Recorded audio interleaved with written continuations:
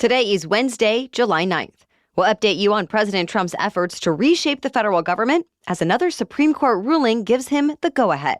Also, new severe flooding in New Mexico as the search effort continues in Texas. Plus, how AI was used to impersonate a key U.S. government official. Why top tech companies are partnering with teachers' unions. And who is now represented by the latest Barbie doll. Those stories and even more news coming up. Welcome to The Newsworthy. All the day's news in around 10 minutes. Fast, fair, fun, and on the go. I'm Erica Mandy. Thanks so much for being here. You ready? Let's do this. President Trump can get back to slashing the federal workforce. The U.S. Supreme Court gave him the go-ahead to continue with mass government layoffs as a response to his emergency request. The decision reversed an earlier order from a federal judge that put the cuts on pause. Now, to be clear, the justices did not rule on whether any specific layoff plans for federal agencies were legal. They only considered whether it was okay for President Trump to issue an executive order without input from Congress to shrink the federal government. And most justices agreed the order itself was legal. Justice Ketanji Brown Jackson disagreed, though, calling it the wrong decision at the wrong moment, considering how much is at stake. The ruling could lead to tens of thousands of job losses at the Departments of State, Treasury, Veterans Affairs, and more. And federal programs and services could be canceled. Keep in mind, lower courts will still be able to consider lawsuits against these mass firings, but now that the firings aren't actually paused, some labor unions, advocacy groups, and local governments have said there will be, quote, no way to unscramble the egg. That critical government services will be lost, and once that happens, there won't be a way to restore the agencies, functions, and services that get cut. The Trump administration still says layoffs are necessary, though, since the federal government is, quote, costly, inefficient, and deeply in debt. And the White House says the High Court gave President Trump another definitive victory. Well, this week was supposed to be the latest trade deadline for countries to make deals with the U.S. or face steep tariffs starting today. But now the Trump administration says it's once again pushing back some of its most punishing tariffs by another 3 weeks. And the president says this will be the final extension. Meanwhile, he announced new industry-specific tariffs yesterday. For example, Trump announced the U.S. will impose 50% tariffs on copper and 200% tariffs on pharmaceuticals. The copper one is set to go into effect in the next month, but pharmaceutical companies will get time to move operations to the U.S. up to a year and a half before the tariffs take effect. President Trump also says he'll soon announce tariffs on semiconductor chips. And remember, earlier this year, tariffs were added to imported vehicles and auto parts. Steel and aluminum tariffs also took effect last month. President Trump is stepping up his criticism of Russian President Vladimir Putin. Trump says his Russian counterpart has been killing too many people and has misled Americans during peace negotiations. In fact, it was last week when Russia attacked Ukraine with its largest single barrage of the war, just hours after a phone call between Trump and Putin. So with that, the American president says more U.S. weapons will be going to Ukraine to help defend against Russia's war. It comes just days after the White House said the opposite, that the Pentagon was stopping some Ukrainian weapons deliveries, but Ukraine says it cares more about action than words. The U.S. Defense Department now says it will keep evaluating other military shipments to make sure they all live up to what Trump calls his America First priorities. And it has reiterated the ultimate goal is lasting peace. A New Mexico mountain town that was hit by devastating wildfires last year is now experiencing devastating flooding. Yesterday, heavy rain fell on the burned areas of Ruidoso. Roads and bridges were underwater, and some homes were even washed away. There are also reports of mudslides and gas leaks. Emergency crews completed dozens of water rescues, in many cases helping people who were trapped in their cars or homes. As of early this morning, at least 3 people are still missing. And authorities say the true extent of the damage won't be known until the water recedes.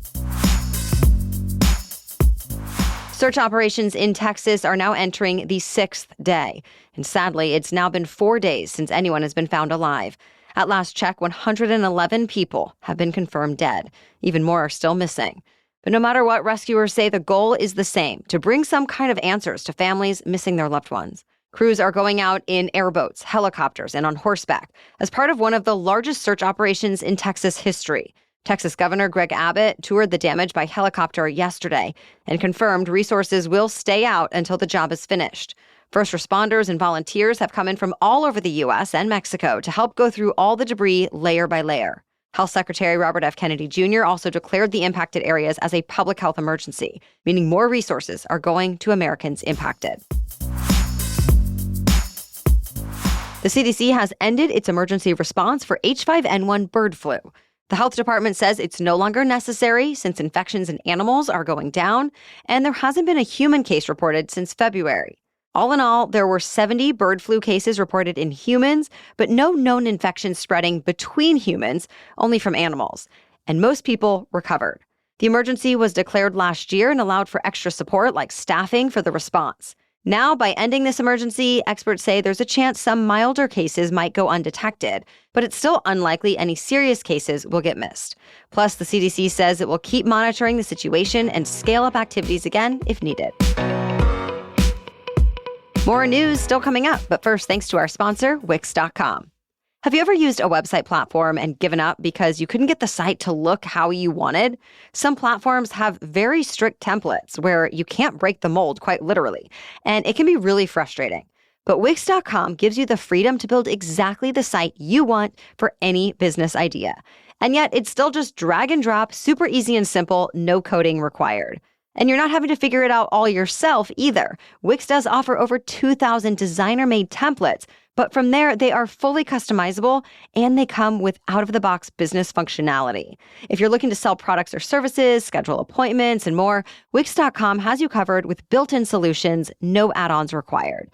And if you want, there's an amazing AI image studio and tons of design effects. Wix has been pioneering in website tech for almost 20 years now. They understand web design and what it takes to run your own business. Ready to create your own website? Go to Wix.com. That's Wix.com to start building your website today. Thanks to Wix for sponsoring our show. Now, back to the news. The U.S. Army is getting rid of most of its horses. 5 military equine programs are shutting down this month. The horses aren't used in battle anymore anyway. They typically perform ceremonial duties like parade and rodeo performances, most recently showing up for President Trump's big military parade in Washington, D.C. last month. Now, all the horses will be put up for adoption outside of the military. That will leave just 2 ceremonial units left to specialize in transporting service member caskets by horse-drawn wagons at military funerals. The U.S. Army expects this move will save about $2 million a year. By the way, the Army also says it plans to consolidate dozens of museums, also as a way to save money. Officials say all of this is an effort to use more American resources for warfighting and readiness. There's a new cybersecurity threat facing the U.S. State Department. It found out an impostor was posing as Secretary of State Marco Rubio using artificial intelligence. Whoever was behind it actually contacted at least 5 high-level government officials, including foreign ministers, a U.S. senator, and a governor, sending them voice and text messages mimicking Rubio's voice and writing style. The AP cites officials who say the hoaxes were not successful. Still, the State Department says it's investigating and improving its cybersecurity to keep this from happening again. This comes after a similar incident earlier this year involving President Trump's chief of staff, Susie Wiles. The FBI has been warning about AI being used to deceive people more and more as the technology becomes more widely available. So all officials have been told to keep an eye out and not assume messages from any senior U.S. officials are authentic. Top tech companies have now partnered with 2 teachers' unions to launch a new AI training academy.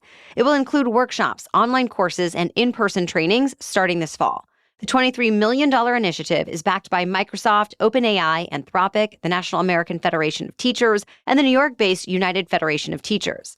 The goal is to train 400,000 K-12 teachers in AI over the next 5 years.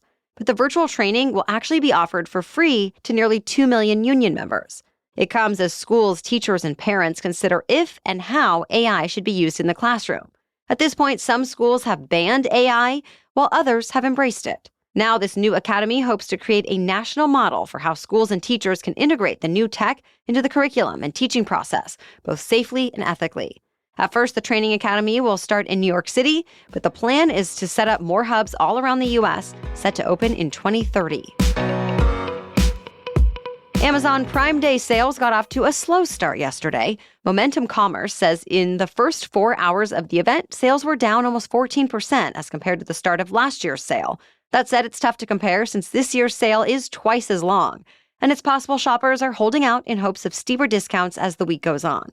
This sales event is being closely watched for clues as to how strong the U.S. economy is and how Americans feel about it, especially in the face of tariff negotiations. Overall, sales are still expected to rise.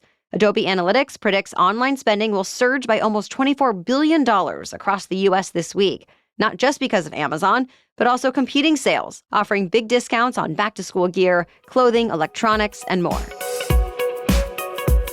Hundreds of thousands of children are now getting the chance to see a little bit of themselves in Barbie. The iconic doll just released its first version with type 1 diabetes. She features a continuous glucose monitor and an insulin pump. She also carries a purse where she can stash any snacks or other diabetes supplies she might need. To design the doll, Barbie's maker Mattel got some help from the nonprofit Breakthrough T1D, formerly known as the Juvenile Diabetes Research Foundation. Together, they say they're honored to bring more visibility to a condition that impacts so many families. Roughly 304,000 American kids and teens are now living with type 1 diabetes. The new Barbie is available now at stores all across the country. Well, that's it for the main news today, so now it's time for Work Wednesday, when we break down one interesting career or work-related news story every Wednesday. But first, I want to take a moment to talk about our sponsor, Quince. I appreciate that whenever I want to update my closet, Quince has what I'm looking for with elevated, timeless, high-quality pieces, and yet it's still all affordable. I'm talking 100% European linen tops starting at $30, washable silk dresses and skirts, and so many other versatile warm weather pieces you'll reach for again and again. The best part? Everything with Quince is half the cost of similar brands. By working directly with top artisans and cutting out the middlemen, Quince gives you luxury without the markup. And Quince only works with factories that use safe, ethical, and responsible manufacturing practices and premium fabrics and finishes. In fact, my husband recently started ordering from Quince too. And by the way, it's not just clothes. I'm loving my carry-on suitcase from Quince. The 360-degree spinner wheels make it super easy to maneuver. The interior compression panels work surprisingly well to help me fit everything I need in there. And it looks super cute and stylish, and I love the color. Give your summer closet an upgrade with Quince. Go to quince.com/newsworthy for free shipping on your order and 365-day returns. That's QUINCE.com/newsworthy to get free shipping and 365-day returns. Quince.com/newsworthy. Okay, now back to Work Wednesday. Office small talk seems to be changing. More workers have noticed their younger colleagues are oversharing, talking about family trauma, relationship drama, diagnoses, bowel movements, and everything in between. Some psychologists say blurred boundaries are to blame, that ever since cell phones became common, people have been taking their work home with them. So it only makes sense that it's going the other way too, where personal lives are bleeding into the workplace. In some ways, it's a good thing that employees are feeling more comfortable and taking away some of the stigma of tricky subjects. But many career experts say it might not be great for your professional reputation if you are the oversharer. That at times, oversharing can invite bias or gossip, could upset some more reserved coworkers, and could lead to arguments at work. So they say workplaces need to be better about giving people guidance about boundaries. And generally, they say it's a good rule of thumb to keep most conversations at work about work. Well, thank you so much for listening today and sharing the show with friends and family or coworkers who may also want to feel more informed on a daily basis. You can further support our work here and get access to ad-free episodes by becoming a Newsworthy Insider. Start your free trial at thenewsworthy.com/insider. And Wondery Plus subscribers can listen to episodes of The Newsworthy ad-free in the Wondery app. We'll be back tomorrow to keep you in the know. Until then, have a great day.